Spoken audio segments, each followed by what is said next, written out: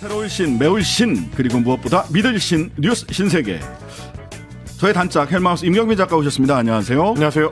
매주 수요일에는 이분과 함께합니다. 장윤성 기자 오셨습니다. 안녕하세요. 네, 안녕하세요. 네, MBC 라디오 시사 유튜브 구독자는 오늘 94만 5천 명. 오늘 점심 시간에 갈비탕을 먹으러 갔는데 옆에 계시던 분이 100만 아직 안 됐나요? 그러니까요. 말씀을 하시더라고요. 3월이 가기 전에 100만. 예, 네. 인사를 주셔서 구독 좋아요 눌러주시면 됩니다. 곧 됩니다. 이렇게 말씀을 드렸습니다. 이렇게 관심을 갖고 또 이렇게 물어주시니까 퀵 서비스 하시는 분 세 분이 식사하시는데 그 중에 한 분이 이렇게 물어주시더라고요. 예, 주변에 계신 두 분도 아마 오늘 구독과 좋아요 눌러주셨으리라 믿습니다. 봄 소풍이 다가온다. 자, 잠시 전에 국민의힘 당대표 그리고 최고위원 네. 선출 결과 나왔습니다. 정리 좀 해주시죠. 예, 여당 국민의힘의 전당대회 결과가 나왔습니다. 이제 사실 진행되는 동안에도 정해진 결과를 향해 달려간다라는 비평은 많았습니다만 실제로 정해진 결과를 향해서 좋아 빠르게 가로 달려간 결과가 나왔습니다. 네. 오늘 전당대회 총 46만 3천여 명이 참여를 한 가운데 김기현 후보가 52.93%를 득표를 해서 과반을 넘겨서 결선 투표 없이 당대표에 선출이 됐습니다. 2위 안철수 후보는 23.37%, 3위 천하람 후보가 14.98%, 그리고 4위 황교안 후보가 8.72%였습니다. 김기현 후보 같은 경우는 이제 수락연설에서, 이제 신임 대표군요. 김기현 신임 대표는 수락연설에서, 오직 하나의 목표를 향해서 달려가야 된다. 민생이다라고 강조를 하면서 당원 동지들과 한몸이 돼서 내년 총선 승리를 반드시 이끌어내겠다라고 당선 일성을 날렸습니다. 막판 네거티브 공세가 계속 이어지는 가운데 그리고 대통령실의 선거 개입 논란까지 이어지는 가운데 결과적으로는 윤심 대세 후보론을 지켰습니다. 안철수 후보 2위 수성을 했고요. 천하람 후보가 결국 이제 치고 올라가는데 이제 한계를 드러내면서 3위에 그쳤습니다. 최고위원 이 개표 결과도 말씀을 드리자면 가장 높은 득표율은 이제 김재원 전 최고위원이 기록을 했습니다. 17.55% 득표했고요. 그리고 김병민 전 혁신위원이 16.10% 득표를 했고, 그리고 태영호 의원이 13.11%, 조수진 의원이 14.18%로 이렇게 4명이 통과를 해서 이제 최고위원에 입성을 했고요. 기대를 모았던 이제 김용태 후보나 허은하 후보 같은 경우는 10% 언저리에 그쳐서 이준석계 후보들은 최고위원에 입성하는 데 실패했습니다. 그리고 이제 관심을 모았던 민영삼 후보 같은 경우 유튜브에서 상당히 이제 이 인지도가 높은 후보로 꼽혔는데 결국은 이제 입성을 못하고 11.08%에 그쳤습니다. 그리고 청년 최고위원 같은 경우는 장해찬 후보가 압도적으로 55.16%의 득표율로 청년 최고위원에 당선됐고요. 역시 이준석계로 기대를 모았던 이기인 후보 같은 경우는 18.71%에 그쳤습니다. 최고위원과 청년 최고위원의 결과를 한마디로 요약하자면 결국 인지도 높은 사람이 이기는 싸움이었다라고 할 수 있겠습니다. 자, 상세한 분석은 조금 이따 우리 장 기자님이랑 하기로 하고요. 지금 천하람 후보 연결되어 있습니다. 천하람 후보 14.98% 69,122표 득표하셨는데요. 천하람 후보 연결해서 직접 이야기 들어보도록 하겠습니다. 안녕하세요. 네, 이렇게 낙선하자마자 또 인터뷰를 하게 됐습니다. 천하람입니다. 네. 자, 현재 심경 어떠세요? 조용하네요. 그래도 주변은. 네, 지금 저는 이제 허은하 이기인 후보랑 같이 차 안에 있고요. 네. 이렇게 정치 경력이 그렇게 길지도 않은데 낙선 경력만 자꾸 이렇게 수집하고 있어가지고 물론 마음이 아픕니다만은 네.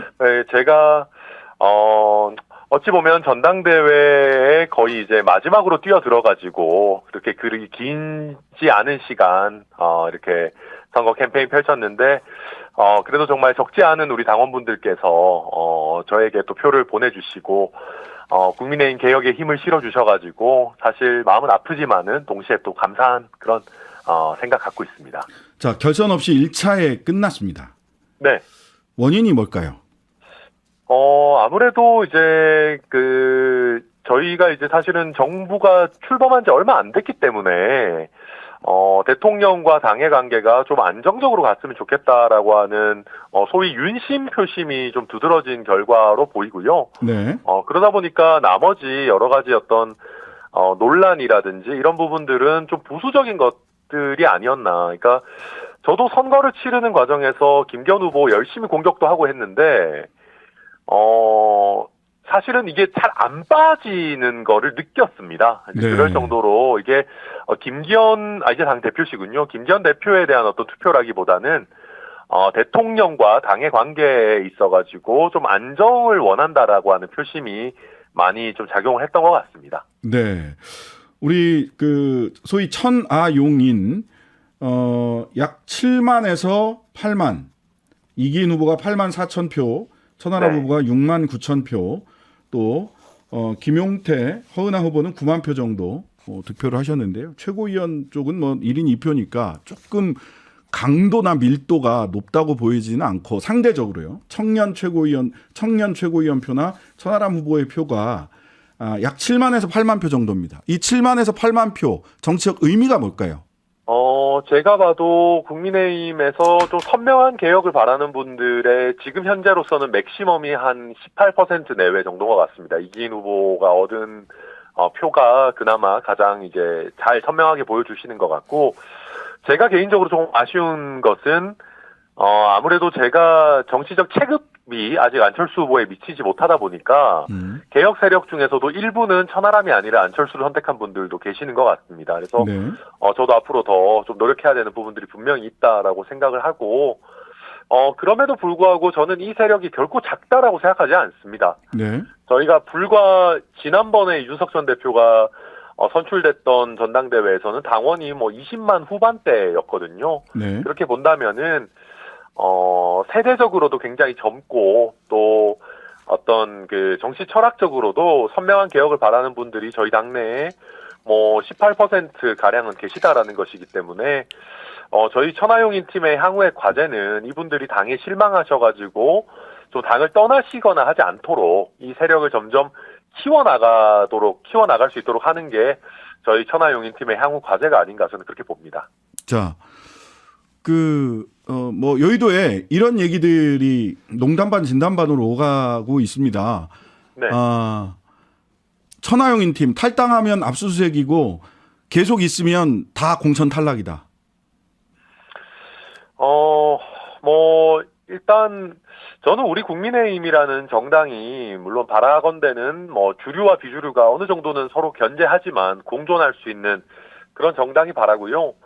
그런 정당이 되길 바라고, 뭐 저 같은 경우는 상대적으로 공천 학살이 크게 걱정되는 지역구를 갖고 있지는 않습니다. 네. 그렇지만은 저는 우리 당이 향후에 총선에서 승리하기 위해서는 분명히 우리 개혁 세력들이 목소리를 낼 수 있는 공간, 또 역할을 할 수 있는 공간들이 있어야 되지 않겠는가? 저는 뭐 그렇게 봅니다. 네. 이준석 전 대표가 초반에 인지도를 높이는 데는 기여했지만 막판에 우리들의 일그러진 영웅의 엄석대 비유 등 이게 오히려 역의 결집을 불러일으켰던 거 아니냐. 즉 천하용인 팀이 이준석과 함께 런칭을 한 건 잘했는데 중반전 이후 독자적인 색깔, 독자적인 정치인으로서의 가능성을 보여줬느냐. 이런 질문에 대해서는 어떤 답 주시겠습니까?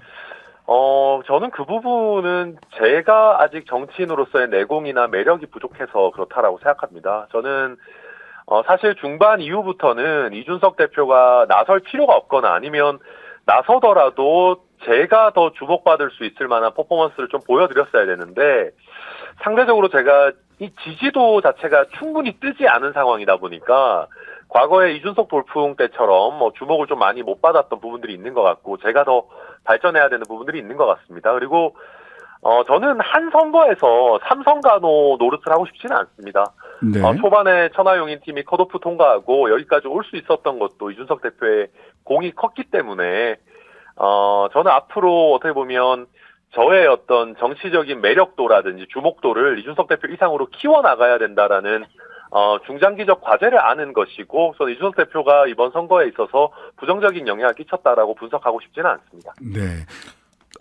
한 가지만 더 제가 질문을 하고, 이준석 전 대표가 이런 얘기했어요. 다음 총선에 무조건 출마한다.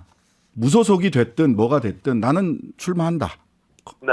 이렇게 얘기를 했어요. 이거는 이제 소위 공천 못 받으면 무소속 출마 내지는 신당 창당을 배제하지 않은 말로 보이는데요. 천하람 후보 어떻습니까?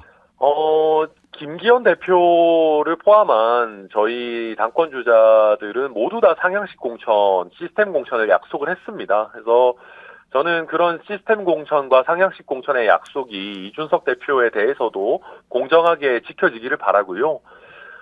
그렇지 않은 경우에 어떤 정치적인 어떤 해법을 모색할지는 이준석 대표가 뭐 본인이 판단할 것이기 때문에 제가 하기는 적절하지 않은 것 같습니다. 본인은 어떠신가라는 말씀. 저 같은 경우에도 저에게 공정한 기회만 주어진다면은 제가 지금 당협위원장을 하고 있는 순천 갑 지역구에서 저는 충분한 경쟁력을 가지고 있다라고 생각합니다. 그래서 저에 대해서도 당연히 공정과 상식에 걸맞는 여러 가지 어떤 기회가 주어지기를 바랍니다. 네. 우리 헬마가 질문할 게 있다고 하시네요. 예, 천하람 후보 고생 많으셨고요. 그러니까 앞으로의 과제에 대해서 좀 여쭙고 싶은데 결국 이제 김기현 후보를 비롯해서 최고위원단이 대부분 소위 말하는 이제 친윤계로 꾸려지는 바람에 앞으로 여당이 대통령실하고 관계 설정을 해나가는 과정에서 견제가 쉽지 않겠다라는 고민을 하시는 분들이 많을 것 같은데 대통령실과 여당의 관계 설정을 할 때 이제 거기서 견제할 수 있는 어떤 다른 장치나 뭐 해법이나 이런 것들이 있을까요? 어떻게 생각하세요? 견제를 해야겠다는 생각이 있으실지 일단 잘 모르겠습니다. 특히 우리 같은 경우에는 지금 수도권 의원이나 소신파 의원이 그리 많지 않은 상황입니다. 그러다 보니까 아마 당정 일체로 당분간은 가게 되지 않을까 싶고요. 저도 국민의힘에 몸담고 있고 방금까지 당권 주자였던 사람 입장에서 이제 어떻게 보면은 모든 권한이 집중이 돼 있습니다. 그렇다면은 그 주어진 권한을 잘 행사해가지고 좋은 지지율, 높은 국정 지지율을 얻으실 수 있기를 그렇게 바랍니다. 네. 자, 오늘 고생하셨고요. 그리고 지금 이 적지 않은 표, 이 정치적 의미, 지지자들의 정치적 의미를 잘 해석하셔서 다음 길을 열어가시기를 기원드리겠습니다. 오늘 제가 원래 유쾌한 사람인데 이렇게 낙선하자마자 나와가지고 이거 방송 분위기 떨어뜨렸는지 아닌지 모르겠습니다. 아무튼 다음번에 또 웃으면서 찾아뵙도록 그렇게 하겠습니다. 네, 인터뷰 감사합니다. 네.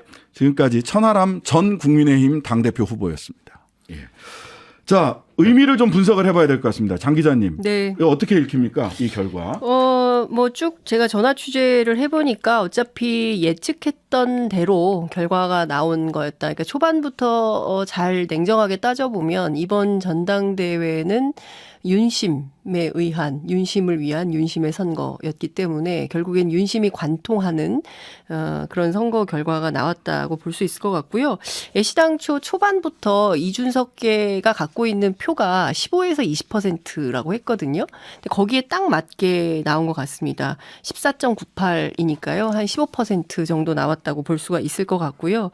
여전히 국민의힘 당원 구성을 보면 5060이 굉장히 많이 있습니다. 그러니까 전반적으로 보면 5060, 70이 67.6, 그다음에 10, 20, 30, 40대가 32.4. 사실 지역 분포는 별로 의미가 없다고 보면 결국에는 세대별 투표에서 천하용인 팀이 상당한 열세에서 선거를 치렀던 게 아니냐 이런 분석이 가능할 것 같고요.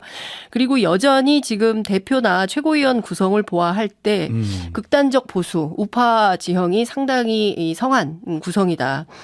김기현, 황교안을 합치면 한 60%가 넘게 되고요.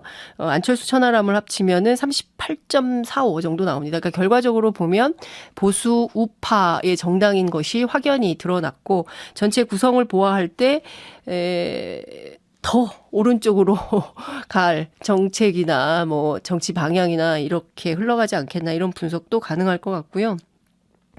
당 내부에서는 사실 우려가 좀 있습니다. 제가 오늘 통화한 한 재선 의원 같은 경우는 최고위원 구성이라도 조금 반대가 가능한 구성이었으면 좋았을 텐데 사실 그게 안 돼서 경우에 따라서 상당히 코믹해질 수 있겠다. 코믹? 예, 어떤 면에서요? 그러니까 무슨 이분의 표현입니다. 상당히 코믹해질 수 있겠다. 네. 그러니까 최고위원 구성을 보아할 때 이제 네네. 앞으로 최고위 회의가 어떻게 될지는 좀 전개될지는 봐야 되겠지만 지금 상황은 그런 것 같다라는 평가를 하고 있고요. 그다음에 국민의힘의 다선 의원들은 어찌됐든 지금 상황은 대통령에 의한 선거였기 때문에 여기에서 뭐 다른 후보들이 약진하기는 굉장히 어려웠고 다만 기대하는 바는 김기현 의원이 소신파이니까 본인의 리더십을 잘 발휘해서 총선 승리를 했으면 좋겠다 이런 당부도 곁들이면서 동시에 김기현의 다음 목표는 대선 출마할 거다. 이런 얘기를 하면서 본인의 리더십을 국민들에게 각인시킬 기회로도 활용하려고 할 거다. 이 점도 주목해서 봐야 되는 중요한 포인트가 되지 않을까. 이런 얘기도 네. 했습니다. 헬마 어떻게 보셨습니까? 뭐 대선 출마를 생각하려면 사실 이제 그동안 이제 김기현 후보 시절에 했었던 얘기는 대선 주자는 당대표하면 안 된다는 거였기 때문에 자기 벽을 넘어서야 되는 이제 지점이 하나 있을 것 같긴 한데. 일단 됐기 때문에 그건 없다. 이런 분석을 하더라고요. 그러니까 저는 좀 최고위원 부분에서 좀 주목해 볼 지점이 결국은 이제 미디어 인지도가 얼마나 높은 사람이 맞습니다. 이제 그 당선권에 가까우냐를 다시 한번 입증한 셈이 된 것 같은데요. 다만 뭐 아까도 살짝 말씀드렸다시피 소위 스타 유튜버 출신인 민영삼 후보는 한계를 드러낸 반면에 뭐 종편이라든지 지상파 TV 시사 프로그램 인지도가 높았던 뭐 김재원, 김병민, 뭐 조수진, 태영호 이런 분들이 다 이제 당선권에 들어간 걸로 봤을 때는 여전히 최고위원 선거 같은 경우는 미디어 인지도가 높은 사람이 압도적으로 유리하다. 그리고 이제 장해찬 후보까지도 사실은 어떻게 보면 그렇죠. 그런 범죄에 들어간다고 할 수 있겠습니다. 이런 것들을 봤을 때는 굉장히 좀 미디어 부분에 있어서 앞으로도 중요한 요소로 정치권에서 이제 평가가 될 것 같다라는 생각이 들었고요. 그리고 추가로 좀 말씀을 나눠보았으면 좋겠는 게 오늘 좀 이례적이었던 대목은 역시 이제 현직 대통령이 이제 9년 만에 여당의 그렇습니다. 전당대회에 이제 참석을 해서 축사를 한 거였습니다.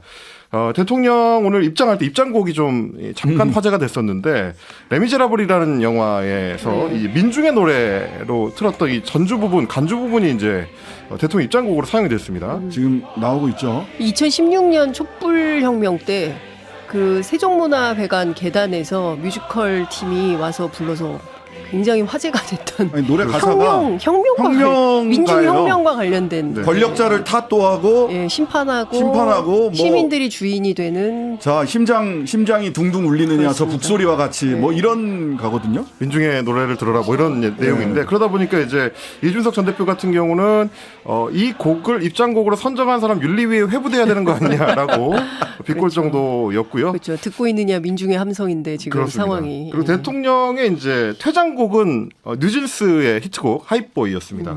뭐 이런 것까지 이제 포함해서 대통령이 오늘 강조했던 말 중에 제가 좀 주목했던 지점은 이런 대목인데요. 나라의 위기와 당의 위기를 정치적 기회로 악용하면 안 된다. 어떠한 부당한 세력과 싸우는 것을 주저하지 않고 두려워하지 말아야 된다라고 이야기를 했습니다. 물론 대통령 축사의 전반적인 내용은 단합을 강조하는 거였지만 특히 힘을 준 대목이 정치적 기회로 이 악용을 하는 이 부당한 세력이 맞서 싸우는 것이다 보니까 뭐 지금까지 이제 대통령의 발언들을 통해서 드러났던 것이나 혹은 전당대회 기간을 통해서 드러났던 소위 당의 단합을 해치는 세력에 대한 공격적인 어떤 입장이 다시 한번 또 확인된 것이 아닌가. 그래서 앞으로 이제 김기현 이 지도부가 끌어가게 될 이 국민의힘 여당의 모습이 혹시 이제 그런 세력들에 맞서 싸우는 형국이 되지 않을까라는 또 걱정이 되는 대목이 하나 있었습니다.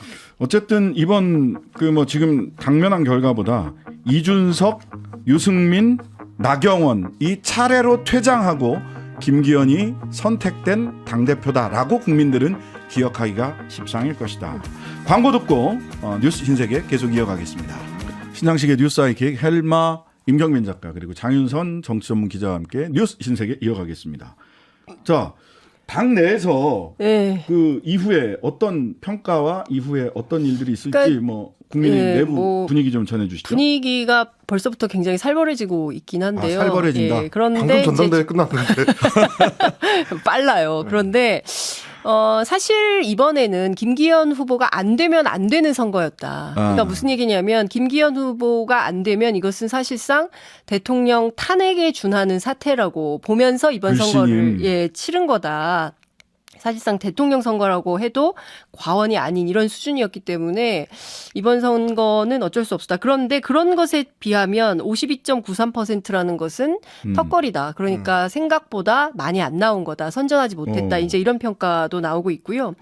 그리고 중요한 포인트는 이준석 대표가 사실 천하람 후보를 대신해서 언론 노출도 엄청나게 많이 하고 엄석대 발언까지 하면서 세게 뭐 전략가로서 역할을 했는데 이준석 대표를 가만두지 않을 것이다라는 얘기가 벌써부터 나옵니다. 저희 뉴스아이큐에서 나와서도 그쪽은 왜 이렇게 탄핵을 이번에 김기현이 안 되면 대통령 탄핵된다 이런 내심의 의사를 비추는데 자기는 모르겠는데 무슨 뭐 탄핵 맞을 만한 사유가 있다고 생각하나 보죠? 이렇게까지 얘기하더라고요. 그래서 너무 센 거 아닙니까? 제가 그렇게 지금 얘기했을 정도인데. 그러니까 제가 오늘 들은 국민의힘 국회의원의 워딩은 국민의힘 안에 발붙이기 어려운 정도가 될 수도 있다라는 얘기가 나옵니다. 그러니까 상당히 이제 이준석계에 대해서 지금까지 보지 못했던 새로운 강도로 다시 한번 또 폭풍이 몰아칠 가능성이 높다는 전망이 나오고 있습니다. 예, 상상 이상의 수가 또 동원될 수 있겠다.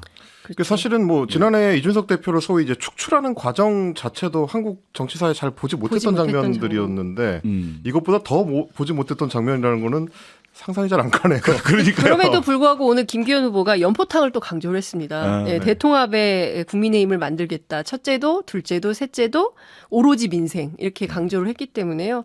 한번 지켜보죠. 어떻게 될지. 어쨌든 당 분위기는 매우 경직되고 있다. 경직되고 있다. 예. 예, 알겠습니다. 자, 윤석열 대통령은 4월 26일 날 미국 국빈 방문합니다. 바이든과 세 번째 정상회담이라고 할 수 있는지는 모르겠습니다만 하여튼간에 세 번째 만납니다. 뭐 지난해 이제 취임 직후에 이제 방안을 바이든 대통령이 직접 해서 했었던 게 이제 첫 번째. 그리고 지난해 11월에 G20 가서 했었던 그 정상회담이 있었고요. 이번이 이제 세 번째 정상회담이 되는데 올해가 한미동맹 70주년이기 때문에 그 역사적 상징성에 맞춰서 미국이 윤석열 대통령을 이제 국빈 자격으로 초청하는 형식을 취했습니다.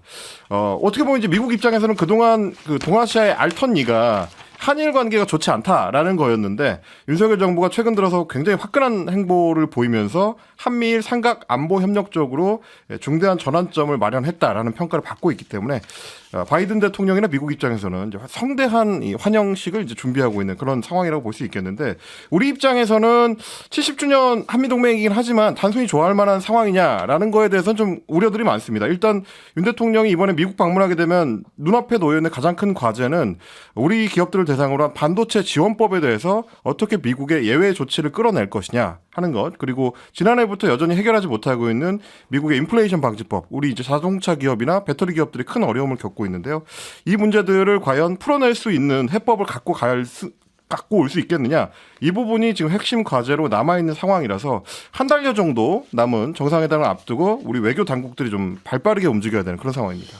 이 지금 잘 봐야 네, 되는데요. 우선 뭐 한미동맹 70주년 올 10월 1일이 되는 건데요. 그에 앞서서 7.27 정전협정 70주년입니다. 사실은 우리 국민들한테는 7.27 정전협정을 평화협정으로 바꾸고 한반도의 상시적인 항구적인 평화 체제를 어떻게 만들 것이냐에 대한 늘 고민이 있었는데 사실 그것은 뒷전으로 가고 지금 난데없이 한미일 안보 협력을 통해서 태평양 방위에 애써야 되는 이런 상황이 됐습니다. 우리는 반도 국가고요. 동북아시아에 있는데 태평양, 인도 태평양 방위에 이른바 일본 섬나라의 전략에 우리의 정체성을 꽤 맞춰야 되는 이런 상황이 됐고요.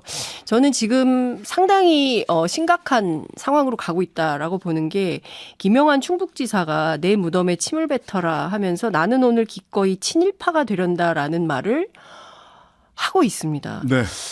제가 보기에는 정상의 수준을 넘는 발언들이 지금 나오고 있다. 이렇게 봐야. 세종시에서 3.1절 날 일장기 걸었던 분도 처음에는 유튜브에서 그분 하면서 본인이 아닌 척하고 설교를 하셨거든요. 뭐 목사님이라고 스스로 자청을 하던데. 근데 엊그제는 제가 바로 그 대스타 1장기 개시남입니다 하고 나왔어요. 얼굴 다 내밀고. 그러니까 지금 그 두 가지를 좀 봐야 될 것 같은데요. 이제 첫 번째는 안보, 두 번째는 경제 문제입니다. 김종대 정의당 전 의원 오늘 좀 취재를 했는데요. 사실 우리가 작년 12월 일본이 3대 안보 문서를 개정하던 그때부터 좀 놓친 측면이 있는 것 같다. 그러니까 한미일 안보 협력의 핵심은 중국 견제 아니겠습니까? 근데 그렇습니다. 우리가 왜 중국을 중국을 되냐고. 견제해야 되는 거냐. 북한이라면 모르겠는데 네. 이거에 대해서 우리는 어떤 해답을 갖고 있는지 윤석열 정부가 이거에 대해서 아무런 얘기를 안 하고 있거든요. 네. 그러니까 중요한 포인트는 관세청 자료에 따르면 우리가 작년 4월 이후에 무역 적자가 427억 달러예요. 역대 최대치를 기록을 하고 있고 이게 사실 중국 때문에 그렇고 중국 수출이 잘 안 돼서. 네, 작년 5월까지만 해도 중국이 지난 28년간 최대 무역 흑자국이었습니다. 무려 80%의 비중을 갖고 있는데 그러면 중국을 대신할 어떤 시장, 이 경제적 대안을 내야 되는데 윤석열 정부는 이에 대해서 어떤 대안이 있는지 국민들께 정확하게 말하지 못하고 있습니다. 그러면 안보와 경제 두 가지 측면에서 윤석열 정부가 놓치고 있는 이 포인트에서 지금 뭐 국빈 방문 일본으로부터 그리고 미국으로부터 환영받고 가서 큰 성과가 있는 것처럼 주장을 하지만 피해자들이 원하지 않는 이런 방식의 해결을 우리 국민들이 박수치고 있어야 되는가. 네. 그리고 이제 오늘 질문하지 않을 수 제가 없습니다. 취재했던 외교 전문가가 콕 집었던 부분이 뭐냐면 네. 4월에는 우리 대통령만 미국에 가는 게 아니다라고 얘기하면서 대만 차이잉원 총통도 다음 달 4월에 미국을 방문하게 되는데 그렇게 되면 일본과의 관계, 대만과의 관계까지 포괄해서 우리가 굉장히 좀 곤란한 상황에 놓일 수 있다. 자, 지적을 했습니다. 내일이 윤석열 대통령 당선 1주년입니다. 정세현 전 통일부 장관 모시고 한반도와 외교 안보 지난 1년 평가 한번 해보도록 하겠습니다. 예, 지금까지 뉴스 신세계 두 분과 함께했습니다. 감사합니다. 고맙습니다. 고맙습니다. 하루 종일 기다려지는 진짜 시사. 평일 저녁 6시 5분 신장식의 뉴스 하이킥.